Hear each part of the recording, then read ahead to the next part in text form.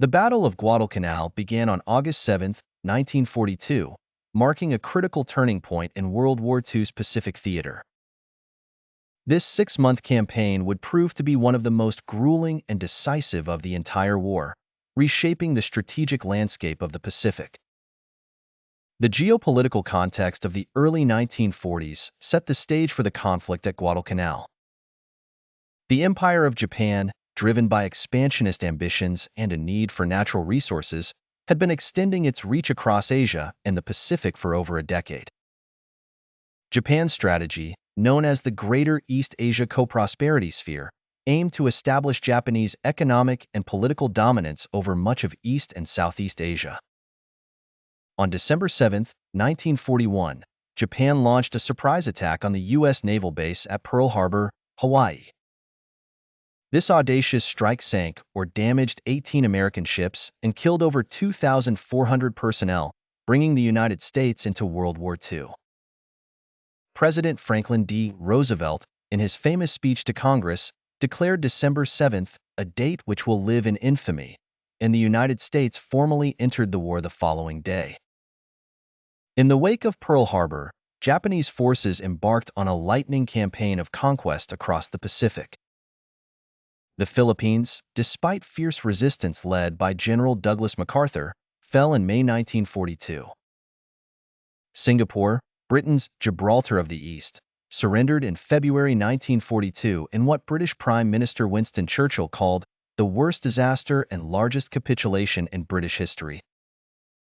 The resource-rich Dutch East Indies, modern-day Indonesia, was occupied by March 1942.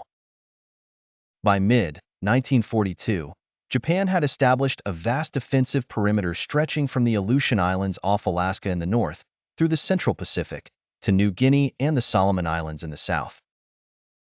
This perimeter encompassed an area of 20 million square kilometers and a population of over 400 million people. Japan's rapid expansion, however, did not go unchallenged.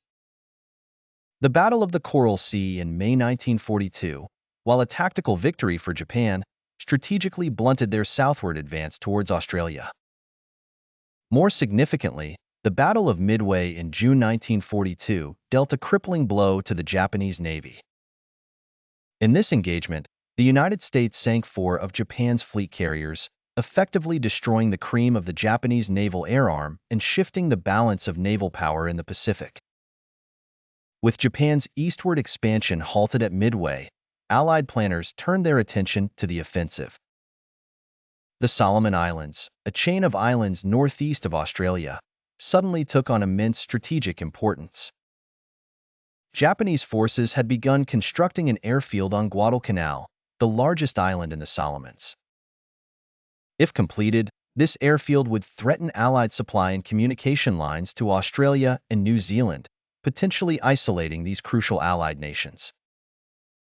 Guadalcanal itself is an island of about 2,047 square miles, roughly the size of Delaware. It is characterized by dense jungle, a rugged interior with mountains rising to 8,000 feet, and a climate marked by high temperatures, oppressive humidity, and frequent rainfall. The island's terrain and climate would prove to be formidable adversaries in their own right during the coming campaign. The decision to target Guadalcanal was made as part of a larger strategy known as Operation Watchtower. This operation, conceived by U.S. Admiral Ernest King and General Douglas MacArthur, aimed to halt Japanese expansion, protect the sea routes between the U.S. and Australia, and establish a starting point for a campaign to isolate the major Japanese base at Rabaul on New Britain.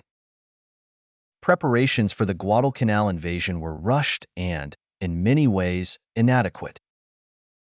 The operation was planned in just 90 days, an incredibly short time for such a complex amphibious assault. Major General Alexander Vandegrift, commander of the 1st Marine Division, later wrote that he had grave misgivings about the hasty planning and limited intelligence available.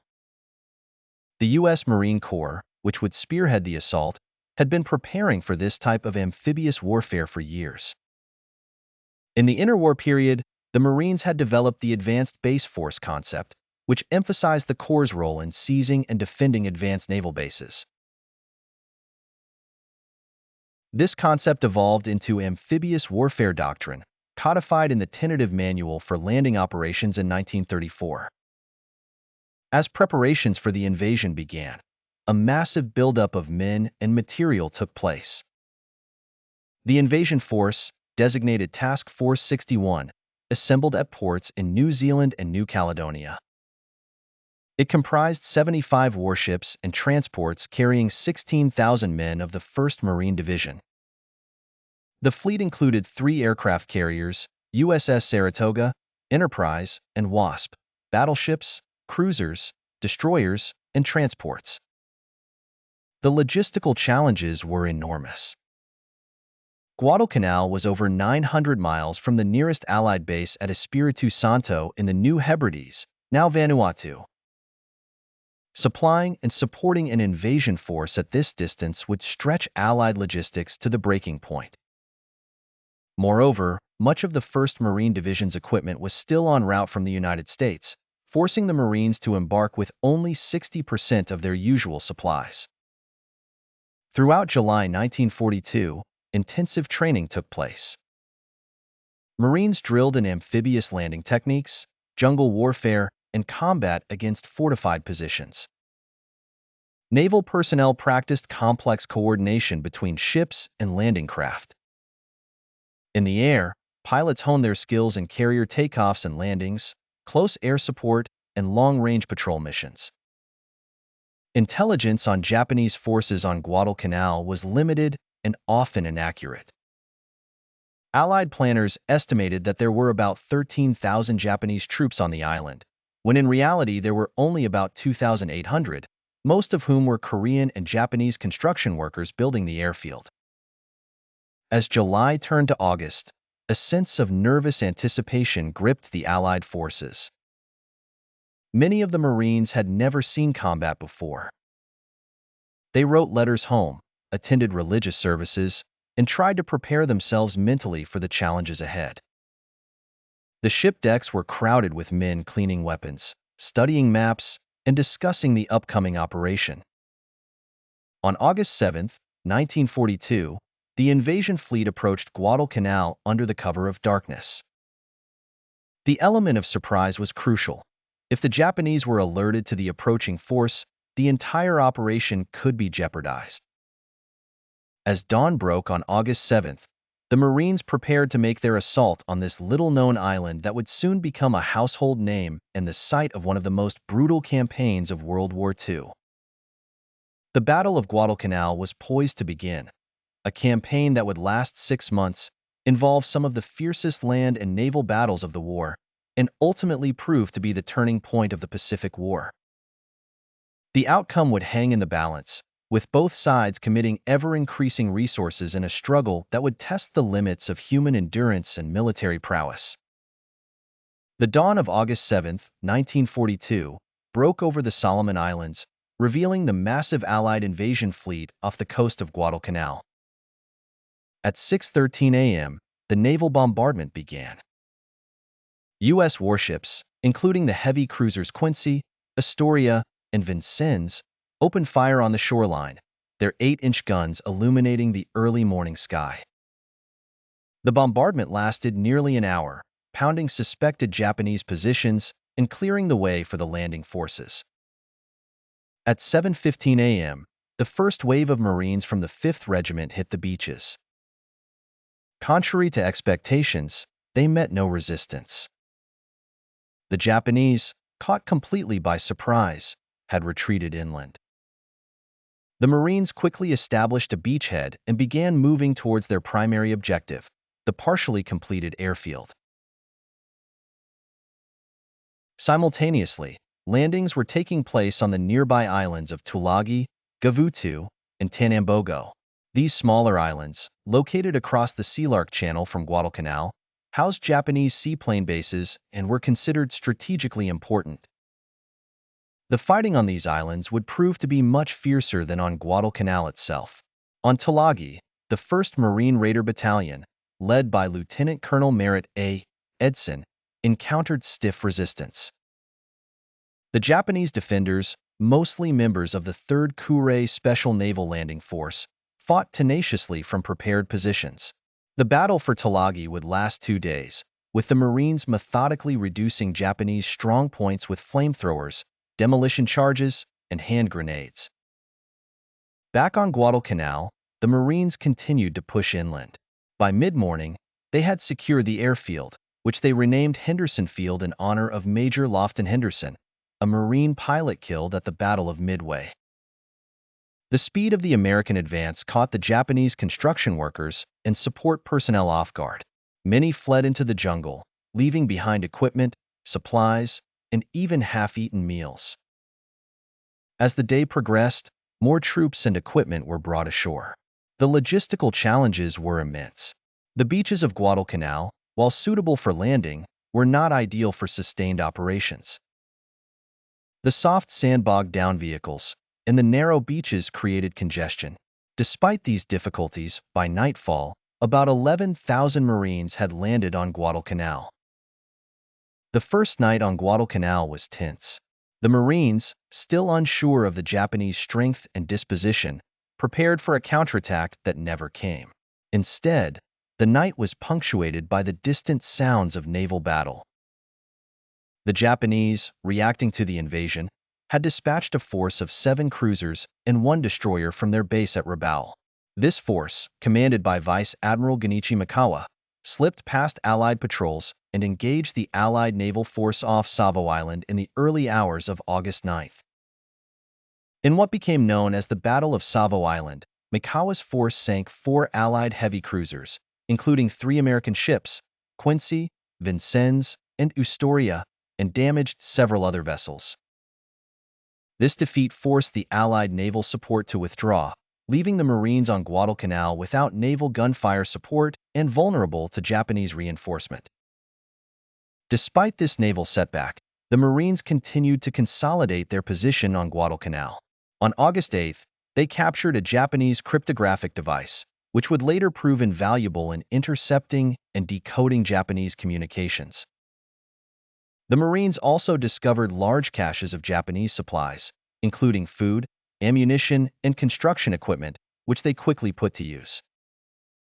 The airfield became the focus of intense activity. Navy Seabees, construction battalions, worked around the clock to complete the runway, using captured Japanese equipment to supplement their own. The first Allied aircraft, a squadron of F-4F Wildcats, landed on Henderson Field on August 20th, marking the beginning of the Cactus Air Force, named after the Allied codename for Guadalcanal. As the Marines expanded their perimeter, they began to encounter more organized Japanese resistance. The Japanese 17th Army, based in Rabaul, had begun to send reinforcements to the island. These troops, arriving at night in fast transports, later dubbed the Tokyo Express by the Allies, would prove to be formidable opponents in the jungle fighting to come.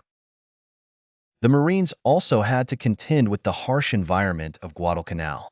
The tropical climate, with its intense heat and humidity, took a toll on men and equipment alike. Diseases such as malaria, dengue fever, and dysentery began to spread through the ranks. The dense jungle, filled with insects and unfamiliar plants, made movement difficult and provided perfect cover for snipers and ambushes. Despite these challenges, by the end of August, the Marines had established a defensive perimeter around Henderson Field and were preparing for the inevitable Japanese counterattack. The stage was set for a prolonged and brutal struggle for control of Guadalcanal, a battle that would last for months and involve some of the fiercest fighting of the Pacific War. The initial landings and securing of Henderson Field had been accomplished with relative ease, but both sides knew that the real battle for Guadalcanal was just beginning. The Japanese, stung by the loss of the airfield, were determined to recapture it at all costs. The Americans, equally determined to hold their hard-won gains, prepared to defend against the coming onslaught. The fate of the Pacific Campaign hung in the balance as both sides rushed reinforcements to this previously obscure island. As August progressed, the battle for Guadalcanal intensified. The Japanese, recovering from their initial surprise, began to mount increasingly determined efforts to recapture Henderson Field and expel the American forces from the island. The first major Japanese counterattack came on August 21, 1942. Colonel Kaineo Ichiki, commanding a detachment of about 900 men from the elite Japanese 28th Infantry Regiment, launched a nighttime frontal assault against the Marine positions along the Tenru River. This attack, which became known as the Battle of the Tenru, was a disaster for the Japanese. The Marines, well entrenched and supported by artillery, machine guns, and even a 37mm anti-tank gun, decimated the Japanese force as it attempted to cross the sandbar at the river's mouth. Colonel Ichiki, adhering to the rigid Japanese military doctrine of the time, continued to press the attack despite mounting casualties. By dawn, the beach was littered with hundreds of Japanese bodies. Of Ichiki's 900 men, only 128 survived. Ichiki himself committed ritual suicide rather than face the shame of defeat. This victory boosted Marine morale, but also served as a wake-up call to the Japanese high command. They realized that dislodging the Americans from Guadalcanal would require a much larger force. Throughout late August and early September, the Japanese began to funnel more troops to the island via the Tokyo Express. The next major land battle occurred from September 12th to 14th, known as the Battle of Edson's Ridge, also called the Battle of Bloody Ridge or Battle of the Bloody Ridge. Major General Kyoto Kawaguchi led 3,000 Japanese troops in an attempt to break through the Marine defenses and capture Henderson Field. The American forces, led by Lieutenant Colonel Merritt A. Edson of the 1st Marine Raider Battalion, held a series of ridges south of the airfield. For 2 nights, wave after wave of Japanese soldiers threw themselves against the Marine positions. The fighting was often hand-to-hand, with the outcome hanging in the balance. At one point, Japanese troops nearly reached the airfield, but a desperate Marine counterattack drove them back. By the morning of September 14th, the Japanese attack had been repulsed, with Kawaguchi's forces suffering over 850 killed compared to 104 American deaths. While these land battles were raging, equally crucial struggles were taking place at sea. Control of the waters around Guadalcanal was vital for both sides, for the Americans to sustain their forces on the island, and for the Japanese to reinforce and eventually retake it. The first major naval engagement after the disastrous Battle of Savo Island was the Battle of the Eastern Solomons on August 24th to 25th. A Japanese force centered around the aircraft carrier Ryujo approached Guadalcanal, intending to support land operations and bomb Henderson Field. They were intercepted by American carriers Enterprise and Saratoga. In the ensuing carrier battle, American aircraft sank the Ryujo, while Japanese planes damaged the Enterprise. The battle was a strategic victory for the Allies, as it prevented the Japanese from bringing their superior surface fleet to bear on the Marines at Guadalcanal. Another significant naval battle occurred on October 11th to 12th, known as the Battle of Cape Esperance. This night action saw an American cruiser-destroyer force under Rear Admiral Norman Scott intercept a Japanese bombardment group attempting to shell Henderson Field. In a rare Allied night-fighting victory, the Americans sank 1 Japanese cruiser and 4 destroyers, while losing only 1 destroyer of their own. These naval battles highlighted the critical importance of Henderson Field. As long as Allied aircraft could operate from Guadalcanal, they posed a significant threat to Japanese ships, especially during daylight hours. This led to a Japanese tactic of conducting bombardment missions at night, shelling Henderson Field in an attempt to neutralize the airstrip and its defenders. One of the most intense of these bombardments occurred on October 13th to 14th, when Japanese battleships Haruna and Kongo unleashed over 914-inch shells on Henderson Field, destroying fuel dumps, aircraft, and cratering the runway. Despite the devastation, the resilient Seabees had the airfield operational again within hours. The intensity of the naval battles around Guadalcanal was matched by the ferocity of the air war. The Cactus Air Force, as the amalgamation of Marine, Navy, and Army Air Force units operating from Henderson Field came to be known, played a crucial role in defending the island and attacking Japanese shipping. Despite being outnumbered and operating with limited supplies and facilities, these pilots inflicted significant losses on Japanese forces. As the campaign progressed, both sides poured more resources into the Guadalcanal fight. The Japanese committed some of their best army units, including elements of the Sendai Division, while the U.S. began to deploy army units to reinforce the Marines. The 164th Infantry Regiment, part of the Americal Division, arrived in mid-October, becoming the first army unit to offensively engage the enemy in World War II. By the end of October, the battle for Guadalcanal had evolved into a grueling war of attrition. Both sides were suffering from disease, malnutrition, and combat fatigue. The tropical climate, with its oppressive heat and torrential rains, added to the misery of the combatants. The dense jungle became a nightmarish battlefield where visibility was often limited to a few yards, and the enemy could be lurking behind any tree or bush. As October 1942 drew to a close, the struggle for Guadalcanal reached a critical juncture. The Japanese High Command, frustrated by the failure of previous attempts to recapture Henderson Field, decided to launch their largest offensive yet. This operation would become known as the Battle for Henderson Field, or the October Offensive, and it would prove to be one of the most intense and decisive engagements of the entire Guadalcanal campaign.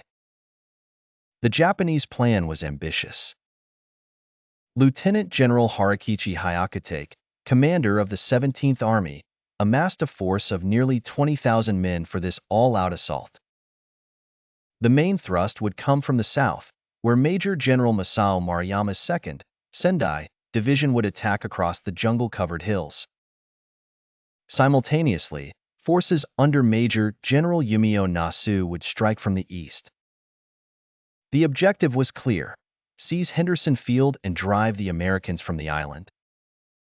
On the American side, Major General Alexander Vandegrift had about 23,000 men, but they were spread out defending a perimeter around Lunga Point. The focus of the defense was the southern and eastern approaches to the airfield, where the Marines had constructed a series of strong points along ridges overlooking likely avenues of Japanese attack. The battle began on October 23rd, with a series of preliminary attacks by Japanese forces along the Mataniko River to the west of the American positions.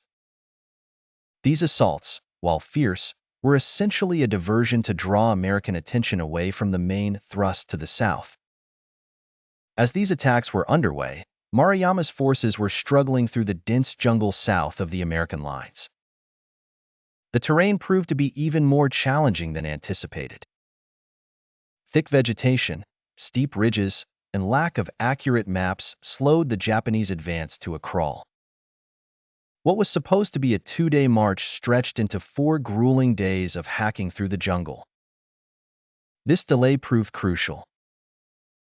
It allowed the Americans time to reinforce their southern perimeter, particularly along what became known as Edson's Ridge, named after Lieutenant Colonel Merritt Edson, who had defended it in September. The ridge was now held by the 1st Battalion, 7th Marines, under Lieutenant Colonel Chesty Puller, and the 3rd Battalion, 164th Infantry, an army unit that had recently arrived to reinforce the Marines. On the night of October 24th to 25th, Maruyama finally launched his main assault. Wave after wave of Japanese soldiers hurled themselves against the American lines. The fighting was intense and often hand-to-hand. Japanese infiltrators managed to penetrate between American positions, leading to confused, close-quarters combat in the darkness. The Americans, however, held firm. Their defensive positions were well prepared, with interlocking fields of fire from machine guns and mortars. Additionally, the Marines and soldiers were supported by artillery fire from 105mm howitzers.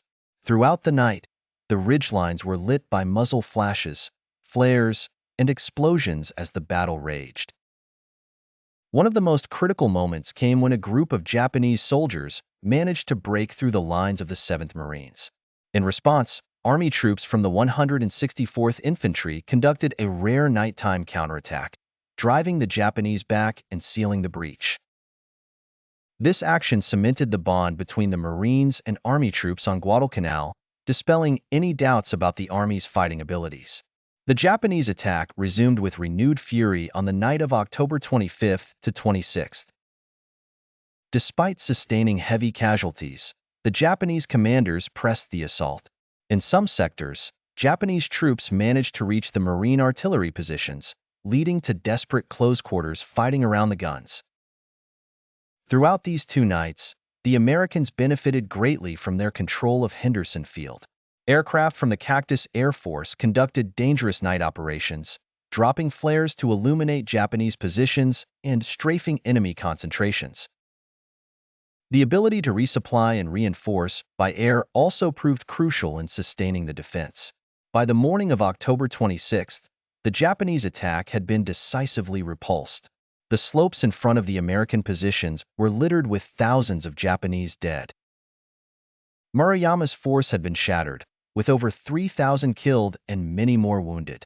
The Americans, fighting from prepared positions, had suffered far fewer casualties, losing around 80. Despite this setback, the Japanese were not yet ready to admit defeat. On October 26th, they launched a tank attack against the American positions along the Matanico River.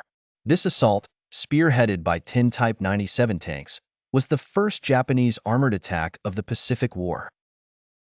However, it was poorly coordinated with infantry support and was repelled by a combination of artillery fire, bazookas, and even improvised Molotov cocktails. The failure of the October offensive marked a turning point in the battle for Guadalcanal. The Japanese had committed their best troops and suffered a decisive defeat.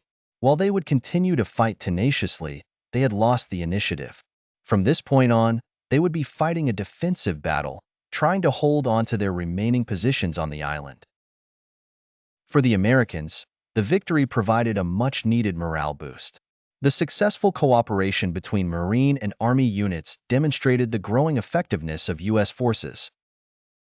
Moreover, the defense of Henderson Field ensured that the Allies would retain this crucial air base, which would continue to play a vital role in the Solomons campaign. In the aftermath of the battle, both sides took stock of their situations.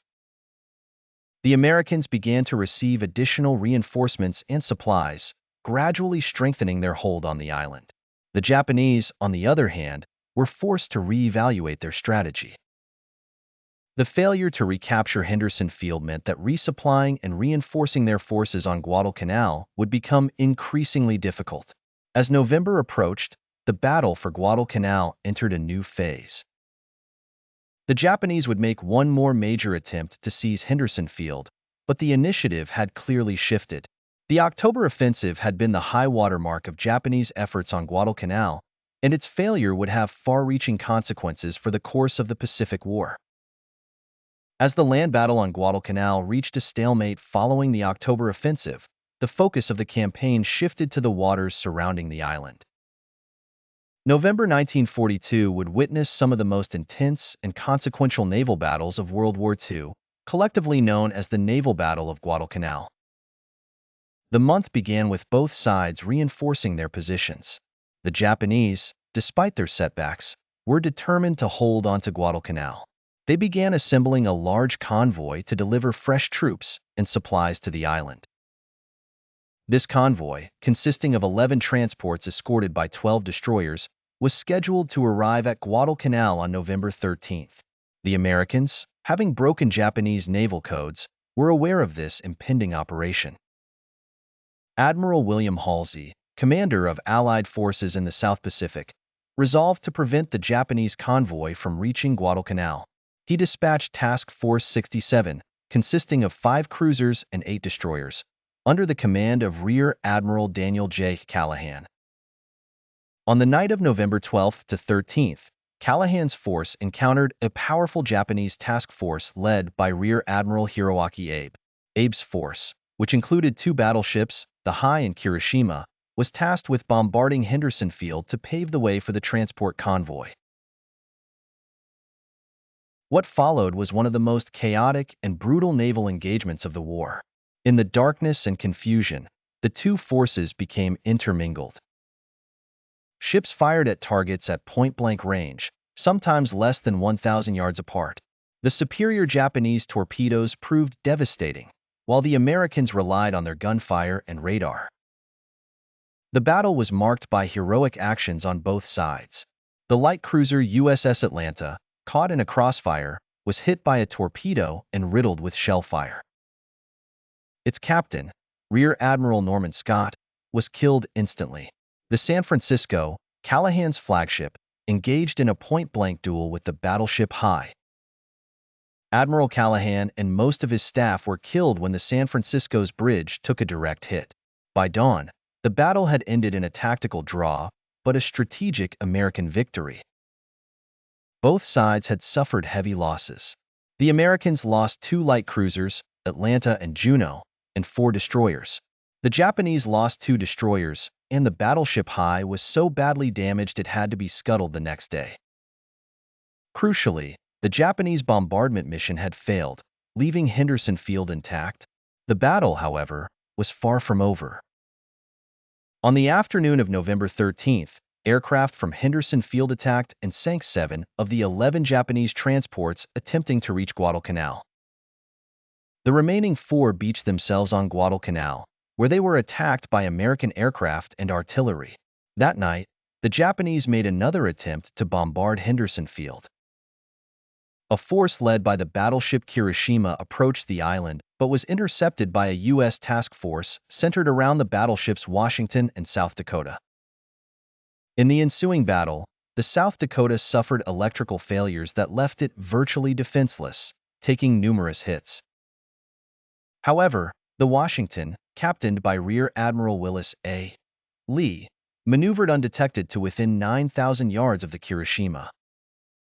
In a stunning display of naval gunnery, the Washington landed 20 16-inch shells on the Kirishima in just 7 minutes, leaving the Japanese battleship a burning wreck that would later sink. This engagement, sometimes called the Second Naval Battle of Guadalcanal, marked the last major Japanese attempt to neutralize Henderson Field by naval bombardment. It also represented one of the few one-on-one battleship duels of World War II and demonstrated the superiority of American fire control systems. The naval battles of mid-November had far-reaching consequences. The Japanese lost 2 battleships, a heavy cruiser, 3 destroyers, and most of their transport vessels. More importantly, they failed to land significant reinforcements on Guadalcanal. The Americans, while also suffering heavy losses, had succeeded in their primary mission of protecting Henderson Field and preventing Japanese reinforcement. These battles also marked a turning point in naval warfare. They were some of the last major surface engagements fought primarily at night and at close range. Future naval battles would be increasingly dominated by carrier aviation and long-range gunnery. The aftermath of these battles saw both sides struggling to reinforce their positions. The Japanese, their surface navy weakened, increasingly relied on the Tokyo Express, fast destroyer runs at night, to deliver troops and supplies. These missions, while partially successful, could not deliver the volume of men and material needed to sustain the Japanese forces on Guadalcanal. The Americans, on the other hand, were able to steadily build up their forces. Fresh troops, including the rest of the Americall Division and the 2nd Marine Division, began to arrive. The flow of supplies increased as the U.S. Navy asserted greater control over the surrounding waters. On Guadalcanal itself, the situation for the Japanese was becoming desperate. Food was scarce, and tropical diseases were rampant. Many Japanese soldiers were reduced to eating roots and leaves to survive. Despite these hardships, they continued to resist fiercely, launching local counterattacks and ambushing American patrols. As November drew to a close, it was becoming increasingly clear that the momentum of the Guadalcanal campaign had shifted decisively in favor of the Allies. The failure of the Japanese Navy to neutralize Henderson Field or land substantial reinforcements meant that the Japanese forces on the island were effectively isolated. The Imperial Japanese Navy, which had entered the war with a well-deserved reputation as one of the world's finest, had suffered crippling losses. The 5 naval battles around Guadalcanal, Savo Island, Eastern Solomons, Cape Esperance, and the 2 November battles had cost Japan 2 battleships, 3 carriers, 12 cruisers, and numerous destroyers. These losses, particularly in experienced personnel, would haunt the Japanese Navy for the remainder of the war. For the Allies, and particularly the United States, the naval battles of Guadalcanal represented a coming of age. American naval officers had learned to match and exceed their Japanese counterparts in night fighting and surface action. The U.S. industrial base was beginning to make its presence felt, with new ships and aircraft arriving to replace losses. As 1942 neared its end, the battle for Guadalcanal was far from over. But the naval battles of November had set the stage for the final phase of the campaign. The Japanese, their naval strength broken and their supply lines severed, would soon be forced to make a fateful decision about the future of their operations on Guadalcanal. As December 1942 began, the situation on Guadalcanal had reached a critical juncture. Despite the setbacks suffered in October and the naval defeats of November, the Japanese High Command remained committed to retaking the island. They began planning for one final, decisive offensive to drive the Americans from Guadalcanal. The Japanese 17th Army, now under the command of Lieutenant General Hitoshi Imamura, amassed a force of about 15,000 men for this operation. The main thrust would come from the west, where Major General Takashi Takuma's forces would attack across the Mataniko River. This assault would be supported by troops under Colonel Toshinari Shoji attacking from the east. On the American side, Major General Alexander Patch had taken over command from Van de Grift. Patch had at his disposal a mixed force of Army and Marine units, including the veteran 1st Marine Division and the fresh 25th Infantry Division. The Americans were well entrenched and had the advantage of interior lines, allowing them to quickly reinforce threatened sectors. The Japanese offensive began on December 7th, exactly 1 year after the attack on Pearl Harbor. Takuma's forces, spearheaded by the 228th Infantry Regiment, launched a series of fierce attacks against the American positions west of the Mataniko. The fighting was intense, with Japanese troops repeatedly charging American lines in the face of devastating artillery and machine gun fire. Despite their determination, the Japanese assaults failed to make significant headway. The Americans, benefiting from well-prepared defensive positions and superior firepower, repelled attack after attack. The jungle terrain, which had hindered previous Japanese offensives, once again proved to be a major obstacle, disrupting the coordination of their attacks. To the east, Shoji's forces fared no better. Their attacks were uncoordinated and lacked the strength to seriously threaten the American lines. By December 12th, it was clear that the Japanese offensive had failed. Takuma's forces had suffered over 3,000 casualties for no appreciable gain. The failure of this last major Japanese offensive on Guadalcanal marked the beginning of the end for their hopes of retaking the island. The troops of the 17th Army, already weakened by disease and malnutrition, had exhausted themselves in fruitless attacks against strong American positions. While the land battle was reaching its climax, another significant naval engagement took place off the coast of Guadalcanal. On the night of November 30th, 1942, the Battle of Tassafaronga unfolded, marking the last major naval surface action of the Guadalcanal campaign. The battle began when an American task force under Rear Admiral Carleton H. Wright, consisting of 5 cruisers and 4 destroyers, intercepted a Japanese destroyer squadron attempting to deliver supplies to Guadalcanal. The Japanese force, led by Rear Admiral Reizo Tanaka, comprised 8 destroyers, each carrying drums of food and ammunition for the beleaguered Japanese troops on the island. What followed was a demonstration of the Japanese Navy's skill in night fighting and their lethal long-lance torpedoes.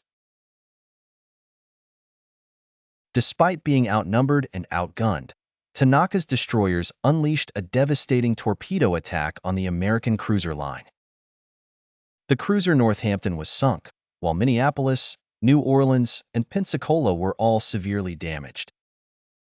In return, the Americans managed to sink only one Japanese destroyer, the Takanami.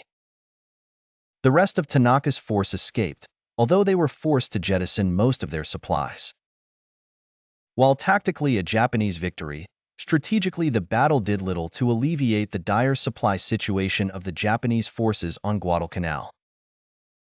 The Battle of Tassafaronga highlighted the continuing challenges faced by the U.S. Navy in night surface actions. Despite radar advantages, American commanders struggled with coordinating their forces effectively in the darkness. The battle also underscored the deadly effectiveness of Japanese torpedo tactics, which would remain a significant threat throughout the war. In the aftermath of the failed December offensive and the Battle of Tassafaronga, both sides reassessed their positions. For the Japanese, the situation was becoming increasingly untenable. Their troops on Guadalcanal were starving and disease-ridden. The failure to break the American defenses or establish a reliable supply line meant that their position was deteriorating by the day. The Japanese High Command began to consider the previously unthinkable evacuation of Guadalcanal. Emperor Hirohito, who had previously insisted on holding the island at all costs, now authorized planning for a withdrawal. This decision was influenced not only by the situation on Guadalcanal, but also by the broader strategic picture in the Pacific, where Japan was increasingly on the defensive. For the Americans, the repulse of the December offensive and the continuing buildup of their forces on Guadalcanal gave them increasing confidence. General Patch began planning for offensive operations to clear the remaining Japanese forces from the island. The last weeks of 1942 saw a lull in major combat operations on Guadalcanal. Both sides used this time to reinforce and resupply their positions as best they could. The Americans continued to receive a steady stream of supplies and reinforcements, while the Japanese struggled to deliver even basic necessities to their troops. During this period, the role of air power continued to grow in importance. The Cactus Air Force, operating from Henderson Field, maintained air superiority over Guadalcanal and the surrounding waters. Their constant attacks on Japanese shipping made it increasingly difficult for the Japanese to supply their forces on the island. As 1942 drew to a close, the Guadalcanal campaign stood at a crossroads. The Japanese, despite their determined resistance, had been unable to dislodge the Americans from the island. Their last major offensive had failed, and their troops were in an increasingly desperate situation. The Americans, on the other hand, were growing stronger by the day. Fresh troops and supplies were continually arriving, and plans were being made for a final push to secure the island. The initiative had clearly shifted to the Allied side. The stage was now set for the final phase of the Guadalcanal campaign. As 1943 began, both sides knew that the coming weeks would determine the ultimate fate of this strategically crucial island. The Japanese would soon be forced to make a fateful decision, while the Americans prepared to consolidate their hard-won gains and expand their offensive in the Solomon Islands. As 1943 dawned, the Guadalcanal campaign entered its final, decisive phase. The Japanese High Command, recognizing the increasingly untenable position of their forces on the island, had begun planning for a withdrawal. This operation, codenamed Coup, would be one of the most challenging evacuations in military history. Meanwhile, the Americans, unaware of Japanese intentions, prepared for a final offensive to clear the island. Major General Alexander Patch, now commanding the renamed 14 Corps, which included both Army and Marine units, planned a two-pronged attack to destroy the remaining Japanese forces. The American offensive began on January 10, 1943. The 25th Infantry Division, under Major General J. Lawton Collins, pushed westward along the north coast. Simultaneously, the 2nd Marine Division, led by Major General John Marston, advanced southwest into the interior. The Americans encountered sporadic but fierce resistance as they advanced. Unknown to the Americans, their offensive coincided with the initial stages of Operation Coup. The Japanese 17th Army, now commanded by General Hajime Sugiyama, had begun a staged withdrawal towards Cape Esperance on the western tip of Guadalcanal. This withdrawal was masterfully conducted, with rearguard actions slowing the American advance and concealing the true nature of the Japanese movements. The Japanese evacuation plan was complex and daring. It called for a series of destroyer runs to Guadalcanal, each capable of evacuating about 600 troops. These runs would be covered by airstrikes and diversionary naval operations to draw American attention away from the evacuation area. On the night of February 1, 1943, the first evacuation run took place. Japanese destroyers, under the command of Rear Admiral Shintaro Hashimoto, successfully extracted about 2,000 troops from Cape Esperance. This operation was repeated on the nights of February 4th and 7th, with each run facing increasing American air and naval opposition. The Americans, gradually realizing that the Japanese were withdrawing rather than reinforcing, intensified their efforts to intercept the evacuation forces. On February 8th, U.S. aircraft spotted a Japanese destroyer force approaching Guadalcanal. In the ensuing action, known as the Battle of Rennell Island, Japanese torpedo bombers sank the heavy cruiser USS Chicago and damaged several other ships. Despite this success, the Japanese Navy paid a heavy price for covering the evacuation. U.S. aircraft, operating from Henderson Field and carriers, sank several destroyers and inflicted heavy casualties on Japanese naval air units.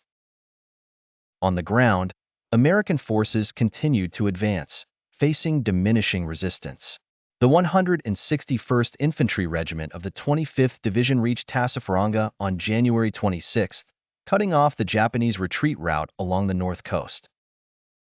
The 27th Infantry Regiment, pushing inland, encountered stiff resistance at the Galloping Horse Ridge complex, but eventually overcame it. By early February, American patrols were reporting a significant decrease in enemy contacts. Abandoned Japanese positions were found containing large amounts of equipment and unburied dead, clear signs of a hasty retreat. The final Japanese evacuation run took place on the night of February 7 to 8, 1943. Despite American air attacks, the Japanese destroyers managed to extract the last 1,796 troops from Cape Esperance. Among these was General Sugiyama himself, one of the last to leave the island. In total, Operation Coup succeeded in evacuating about 10,652 Japanese troops from Guadalcanal. However, this came at a heavy cost. All of the 17th Army's heavy equipment had to be abandoned, and many of the evacuated troops were in such poor physical condition that they were of little immediate military value.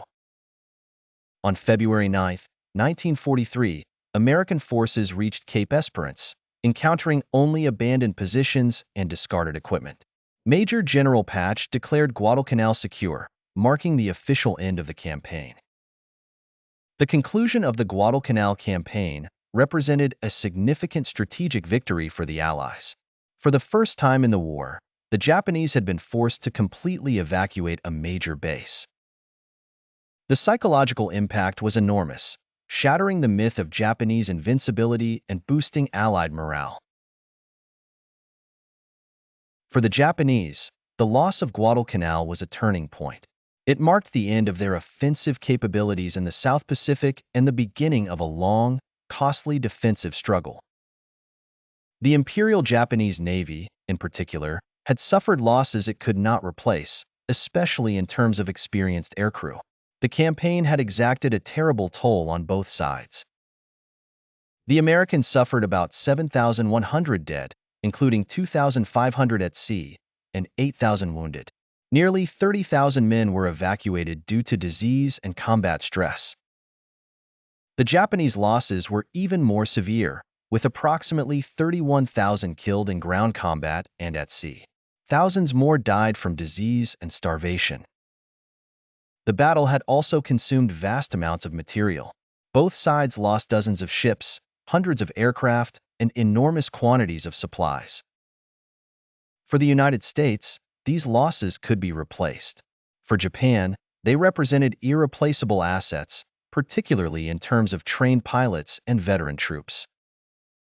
In the aftermath of the campaign, both sides took stock and adjusted their strategies.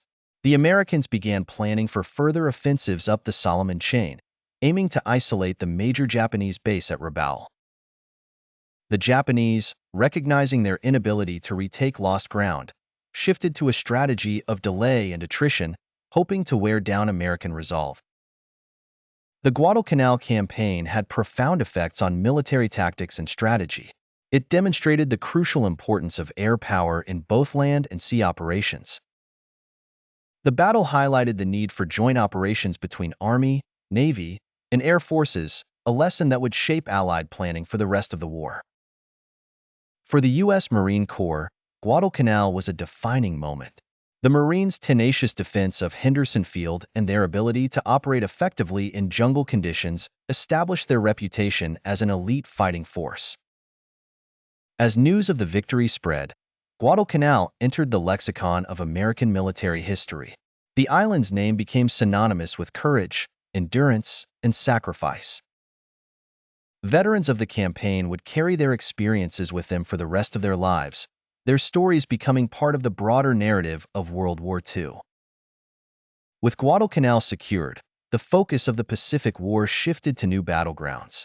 But the lessons learned, the sacrifices made, and the strategic gains achieved on this once obscure island would continue to shape the course of the war in the Pacific for years to come. The Guadalcanal campaign in February 1943 marked a pivotal moment in the Pacific War. Its aftermath would reshape the strategic landscape and set the stage for the next phase of the conflict. In the weeks following the Japanese evacuation, American forces on Guadalcanal focused on consolidating their position and preparing for future operations. Engineers worked tirelessly to improve Henderson Field and construct additional airstrips. The island quickly transformed into a major Allied base, serving as a springboard for further advances up the Solomon Islands chain. The U.S. Navy, learning from the hard-fought battles around Guadalcanal, began to implement significant changes in tactics and technology. The effectiveness of Japanese night fighting and torpedo tactics led to a renewed focus on radar technology and night combat training. Admiral Chester Nimitz ordered a comprehensive review of naval surface warfare tactics, resulting in improved doctrine and coordination between ships. For the Japanese, the loss of Guadalcanal necessitated a major strategic reassessment. The Imperial General Headquarters in Tokyo was forced to abandon its plans for further expansion and shift to a defensive posture.